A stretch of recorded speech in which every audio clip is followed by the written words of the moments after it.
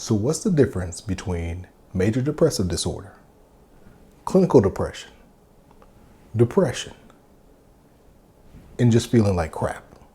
Hey, I'm Dr. McCleary, and I make mental health videos for veterans and their families. In this video, I'm going to talk about the difference between having major depressive disorder and just feeling sad, because there is a difference. But before I jump into that, let me dispel a myth. Let me talk about one of my pet peeves about depression. And that's people using clinical language when they have no idea what it means.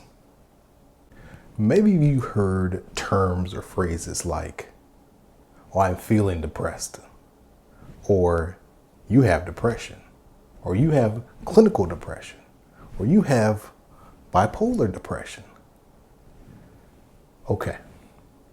Over the years, what has happened, and part of the problem is my field always changing stuff around, but people start using terms interchangeably when they actually mean different things. So let's start from the beginning. What's the difference between being sad and major depressive disorder? Sadness is what we call a natural emotion. What is a natural emotion? Basically, what that means is most of us come out of the womb with the capacity to be sad. So if we come out of the womb with the ability or the capacity to be sad, it probably makes good sense that we actually need sadness. It actually serves a function. One of the key functions to sadness is it helps us get over losses, whether that's a loss of an opportunity, the loss of a loved one, even the loss of a limb. Sadness helps us get through a grieving process to where we can heal from a loss. Maybe some of you guys have seen a movie called Inside Out. Now, I recognize this is a kid's movie and maybe not a movie for veterans, but I know a lot of veterans have seen it. Watch it with your kids if you need an excuse. Basically, the moral of the story is all of our emotions play a role. They play a function. And we need them all on deck. Even sadness. When sadness is playing that functional role, you could even view sadness as a positive. It's helping you out. Now, of course, most of us are familiar with sadness when it's actually not helping us. And that's when sadness actually becomes a symptom.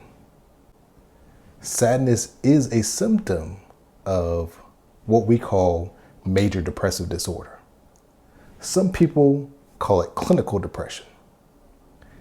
And when we look at sadness, when we're talking about major depressive disorder, we're talking about feeling sad or hopeless or in despair, that heavy stuff. There is a total of eight symptoms of major depressive disorder. Another symptom of major depressive disorder is kind of the opposite. It's the lack of emotions.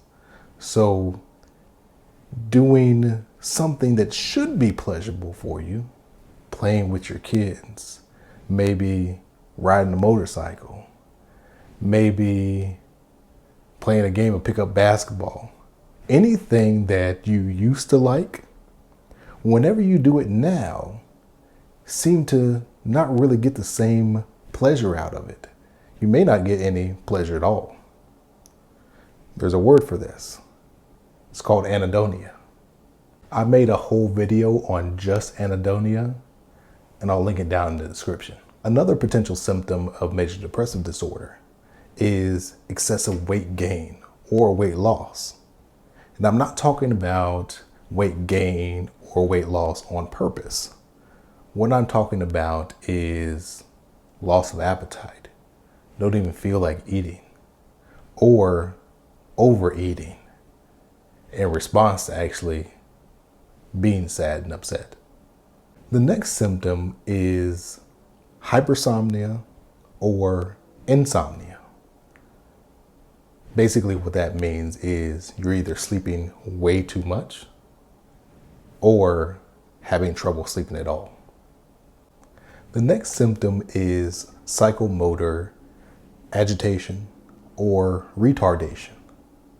And I'm not talking about retardation as the term that we used to use, that we don't use anymore, for people with intellectual disabilities.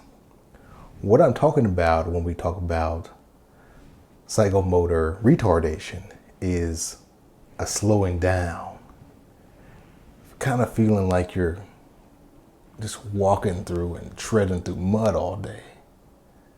Just everything is a struggle. We're talking agitation, we're talking the opposite. So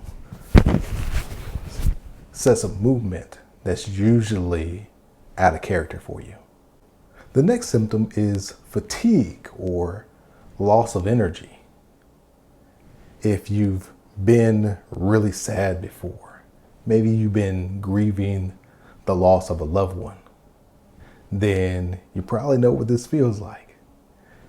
It's just feeling like you don't want to get out of bed.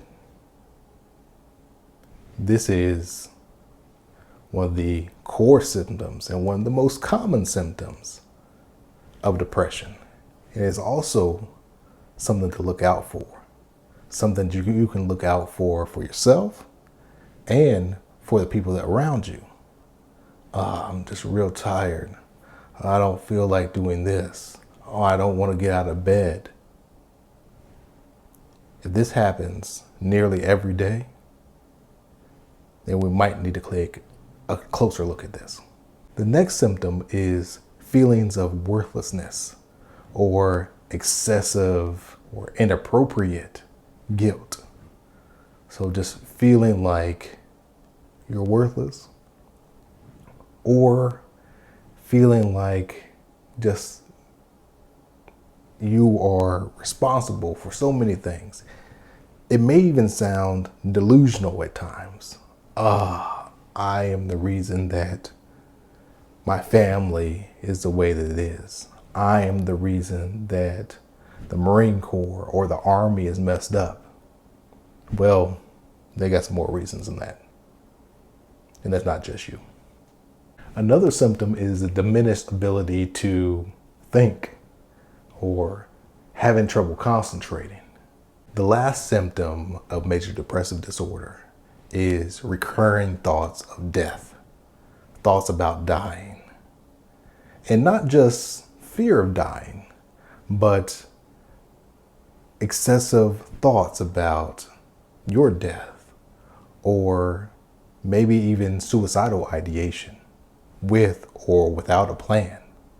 Or maybe you've even attempted to end your life.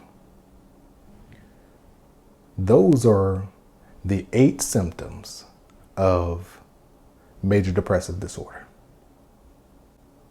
Do they sound familiar to you? If they do, then maybe we need to get you some help. If you've experienced 5 of those 8 symptoms for the majority of the day, most of the days out of the week, for at least 2 weeks, then you meet criteria for major depressive disorder.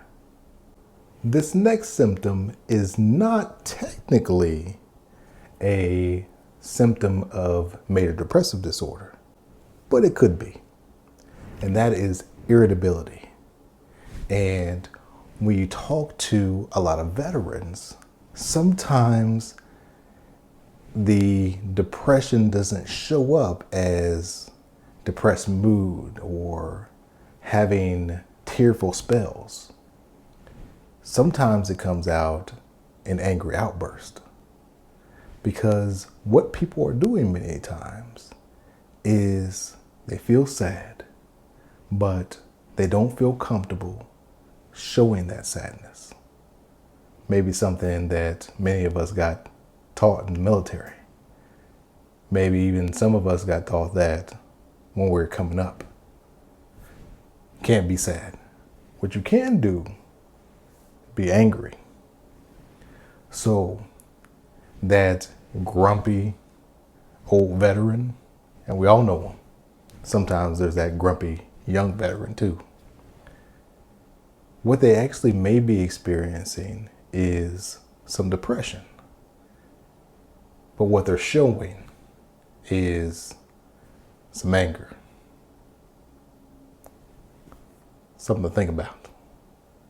To sum everything up, sadness is a natural emotion that many of us, if not all of us, will experience at some time in our lifetime.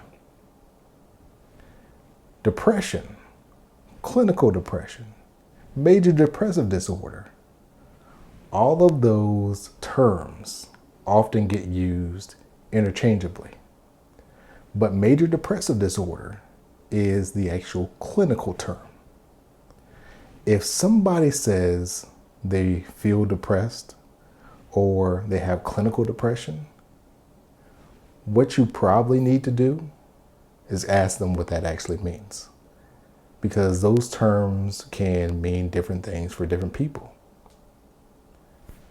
I'm not going to blame people too much for using clinical terms that they don't really know about, because they didn't go to school a long time like I did. That's fine. So when somebody does say that they're feeling depressed, that they have clinical depression, even that they have major depressive disorder,